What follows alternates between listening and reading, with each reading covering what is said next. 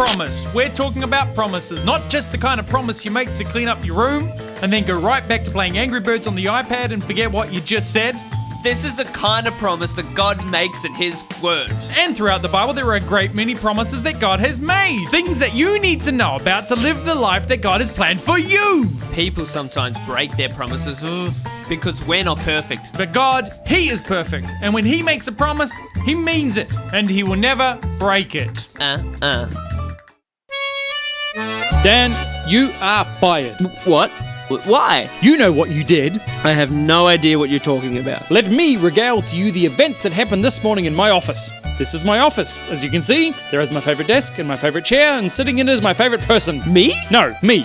As you can tell by the piles and piles of work on my desk, I am snowed under. I have a lot to do by a certain date, otherwise a certain favourite person will get in trouble. How will I get in trouble? Once again, I was talking about me, but about you. You saw how much work I had to do, and seeing you had fulfilled your monthly funny quota, you volunteered to help me. It was a very generous act of friendship. My pleasure, Dave. I guess that makes me one of your favourite people. Dan, things were going well. We split the work into 3 piles. Not so important. Important, and so important it is protected by 2 bodyguards. Things were going great. I started working on the crazy important things while you tackled the not so important pile. Man, we were booking it. Productivity at its finest. I have never seen you action and file that fast. I've never seen you work so hard. In fact, I've never actually seen you work at all. I really wanted to help you out. You seem so snowed under. I hadn't seen anyone that snowed under since I was in Canada in winter and fell asleep in my car and got snowed under. Well, I appreciated it, and I couldn't believe how much work we got through. By the time I'd finished the super important tasks, you had not only done the not so important tasks, but all of the important ones as well. They were all filed as completed, and my desk was empty. Well, what can I say? I'm here to help. And speaking of help, I'm reminded of what Jesus said before He left His disciples and returned to heaven. He said He was going to send a helper, the Holy Spirit. You see, the Holy Spirit is here to help us in our day-to-day life, from showing us who we can help to showing us the right way to go.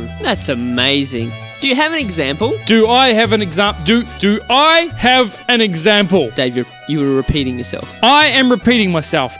Hey, I'm repeating myself. That is because I have an example from today. Today? But today was the best. We finished your work in the morning, then lunch, then I took you to play video games where we got the high scores in Dance Dance Revolution. That was great, but when I got back to work, I had 13 messages on my answering machine. Whoa, popular man. Calling to congratulate you on a job well done? No. The first one was asking where the report that was due by lunch was. The next one wanted some information requested earlier. The next needed numbers for a film shoot as per the correspondence. Every single message was following up tasks that had been done and filed as completed that morning. I couldn't work it out. I was totally confused. That is confusing. What turned out to be the issue? Did you receive all the messages that were meant for Lazy Bob? No, all those messages were definitely for me, and I didn't have a clue what the problem was. So I calmed myself down and prayed for guidance. I then felt like I needed to check the filing cabinet, and there I found the answer. The Holy Spirit had gently led me to the answer. He was my helper. So what was the answer? What in the world could have caused so many problems? Well, Dan, you remember how you were helping me to do work today?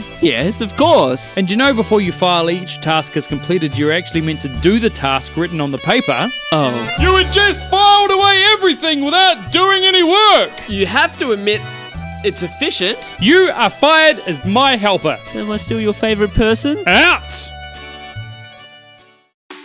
God is with us. Jesus sent us a helper, the Holy Spirit. God promises the Holy Spirit. The Holy Spirit is a person. God is Father, Son, and Holy Spirit. 3 expressions of God. And the Holy Spirit is God's Spirit with us. The Holy Spirit works in our lives, guiding us, comforting us, and helping us. In Acts chapter 2, Peter replied, "You will receive the gift of the Holy Spirit. The promise is for you and your children. It is also for all who are far away. It is for all whom the Lord our God will choose." Before Jesus' death and resurrection, He was talking with His disciples. He was explaining to them that He would be leaving soon. He told them that they would not be left like children without parents, but He would be with them, living inside them. Jesus would send the Holy Spirit to be with them and with us. John 14 says, "If you love me, you will obey what I command. I will ask the Father, and He will give you another friend to help you and to be with you forever.